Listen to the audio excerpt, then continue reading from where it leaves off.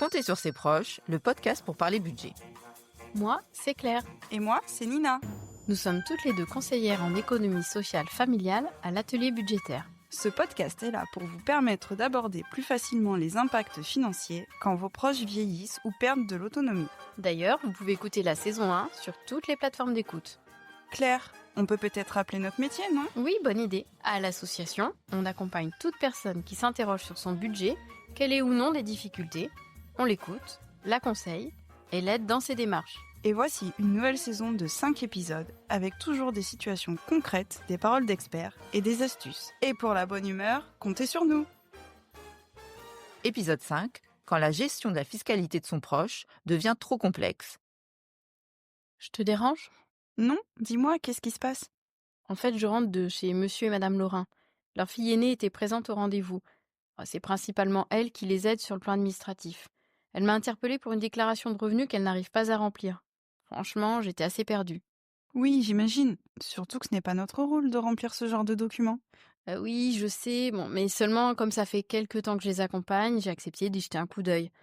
Mais entre les crédits d'impôt, les charges déductibles, les déclarations de capitaux des contrats d'assurance, c'était trop technique pour moi. Oui, je vois ce que tu veux dire. Ça m'est déjà arrivé. Et j'ai contacté l'Espace France Service du lieu d'habitation des personnes que j'accompagnais, car il y a un agent des impôts qui faisait une permanence là-bas.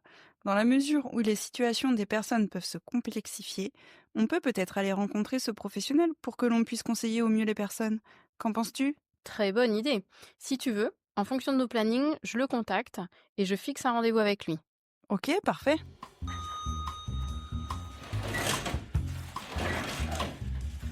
Vous descendez, vous montez ? On descend. Allez-y. Fermeture des portes. Bonjour Thomas. Bonjour. Merci de nous recevoir. Nous faisons la démarche ici aujourd'hui de venir vers vous par rapport à une situation un peu complexe qui dépasse nos compétences, mais que vous devez certainement rencontrer dans le cadre de vos missions.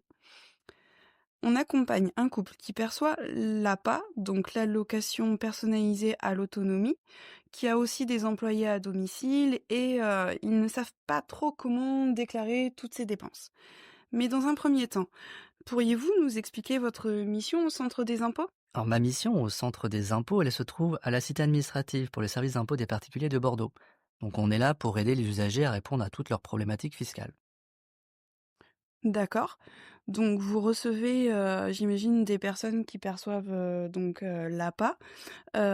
Et quand ces personnes donc perçoivent de l'APA, est-ce qu'elles doivent le déclarer dans leur déclaration de ressources ? Alors non, par principe, l'APA n'est pas à déclarer dans la déclaration de revenus, ce n'est pas une recette imposable. En revanche, ce montant doit être déclaré si les usagers ont un emploi d'impôt type crédit d'impôt emploi à domicile.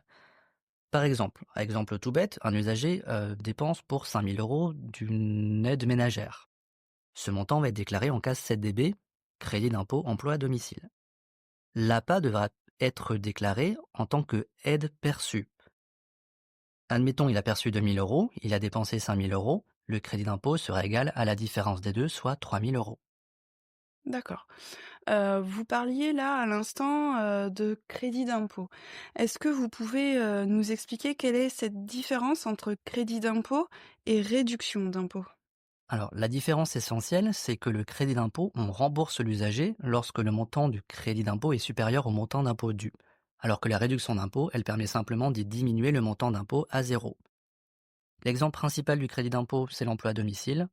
Pour les réductions d'impôt, ce sont les dons aux associations. D'accord. Alors justement, pour parler des services à domicile, nous, dans le cadre de nos accompagnements, donc les personnes nous montrent une attestation fiscale qui reçoivent du service. Est-ce que les services d'aide à domicile ont une obligation d'envoyer à leurs usagers ces attestations ? Alors oui, elles ont une obligation d'envoyer l'attestation fiscale. Normalement, elle est très souvent pré-remplie pour les usagers, simplement ils doivent toujours vérifier le montant ou le rajouter le cas échéant. D'accord. Donc c'est plutôt bénéfique et sûr pour les usagers de se fier à cette attestation fiscale qu'ils Exactement, reçoivent. elle est fiable. Par contre, n'envoyez pas toujours votre attestation fiscale, Vous êtes censé la conserver durant 3 ans si jamais il y a un contrôle, mais par principe, vous êtes censé la conserver vous-même. Je pense là à un service qui n'est pas forcément très connu, c'est le service CESU+. Est-ce que vous pouvez nous en dire quelques mots? Le service CESU+, c'est un service qui permet de déléguer à l'URSSAF tout le processus des rémunérations du salarié. C'est gratuit, c'est sécurisé et c'est efficace.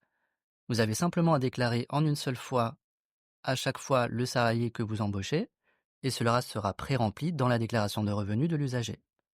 Et est-ce que tout le monde peut bénéficier du service CESU+?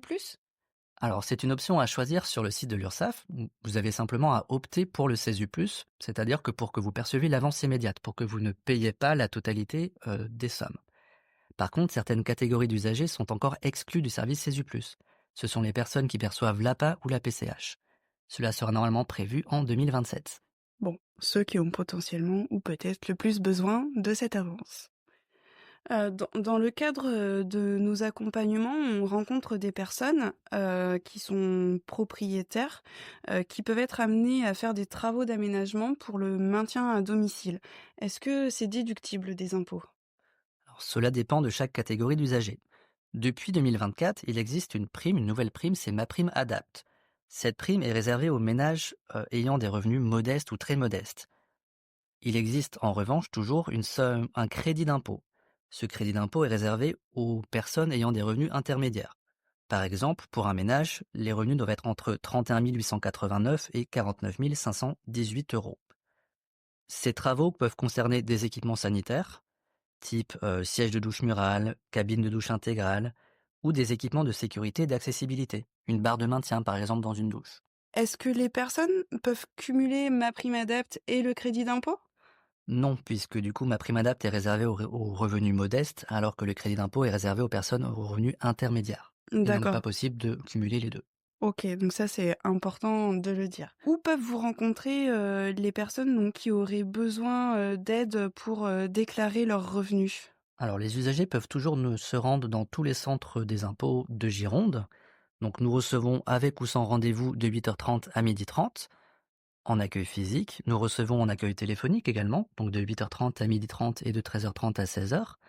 Nous recevons par mail, donc sur la messagerie sur impôts.gouv.fr, et dans les permanences France Service durant la période de campagne de déclaration de revenus ou de copie des avis d'imposition. Ok, et à la cité administrative, est-ce que vous pouvez aussi les aider par le biais d'ordinateurs mis à disposition? Oui, effectivement, il y a toujours des agents qui sont là pour aider les usagers sur les ordinateurs en libre service, que ça soit dans la période de déclaration de revenus, où le besoin est en général le plus important, mais également en dehors de ces périodes-là. D'accord. Moi là, j'ai juste, une petite question parce que dans le cadre, de nos accompagnements, et notamment les personnes qui sont propriétaires et âgées, on peut, se poser la question de savoir si toutes les personnes âgées payent la taxe foncière. Est-ce qu'il y a des critères à respecter et est-ce que oui ou non, ils payent tous une taxe foncière? Voilà, je vous pose la question. Alors, par principe, toutes les personnes doivent payer la taxe foncière, même les personnes âgées.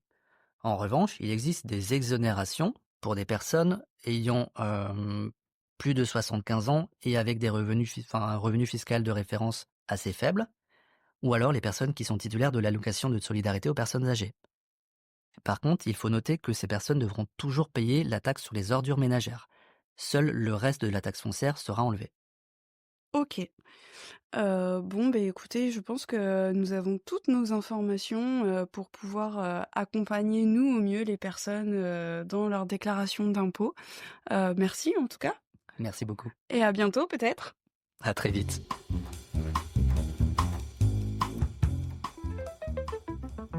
Pour résumer cet épisode, nous avons abordé les difficultés auxquelles les aidants peuvent être confrontés lorsqu'ils gèrent les démarches administratives complexes pour leurs proches âgés, notamment la déclaration de revenus. Voici les points essentiels à retenir. Tout d'abord, la limite de notre rôle. En tant que conseillère en économie sociale familiale, il est important de rappeler que nous ne sommes pas habilités à remplir les déclarations fiscales, même si nous pouvons apporter un éclairage sur certains éléments. Également, le rôle des espaces France Service.